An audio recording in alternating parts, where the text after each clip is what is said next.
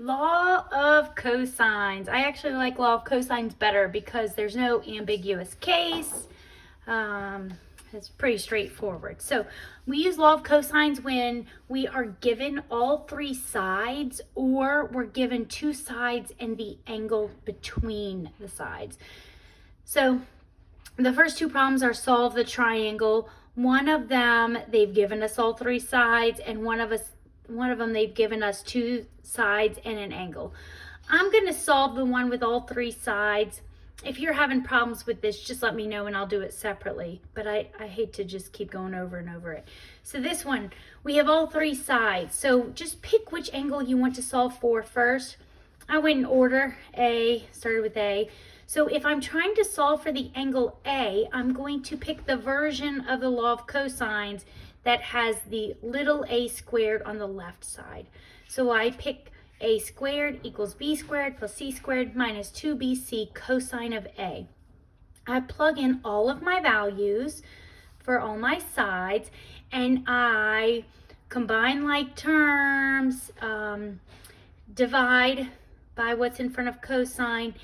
Watch the signs. Notice here whenever I subtract, I'm going to get positive 5, but then I divide by a negative 16. So I'm going to have a negative 5 over 16 equals my cosine of A. So I type in my calculator cosine inverse, negative 5 over 16, and I get 108.2 degrees. Now I only have one angle, so I'm going to have to do the same thing again to solve for one of my other angles. You could, from this point, use the law of sines to solve for the angles, but I just decided to stay consistent. So when I'm solving for angle B, I put b squared on this side, plug all my values in, and in this case, I end up getting negative 37 divided by a negative 40. So now my cosine is positive. So I have cosine inverse 37 over 40. My angle B equals 22.3 degrees. For my last angle, I just use that they all sum to 180, and I subtract and get that C is 49.5. A quick way to check and make sure if you're on the right track is to look and see, okay, my largest angle, which is A, should have the largest side, which is true. This is 5, right? Then my second largest angle should have the second largest side across from it, and so on. It's just a good way to kind of make sure you didn't flip your letters around.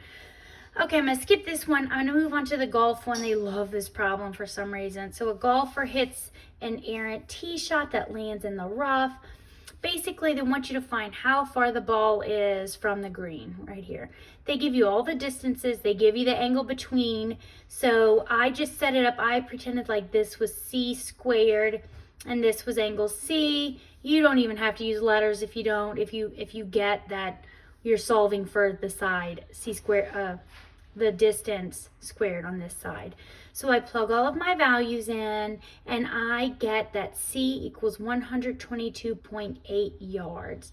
And again, look, this angle is 105 degrees. So it's going to be the largest angle in the triangle. So this distance should be greater than this distance or this distance. It's just a good way to check. Okay, next I'm going to move on to area of a triangle in the next video.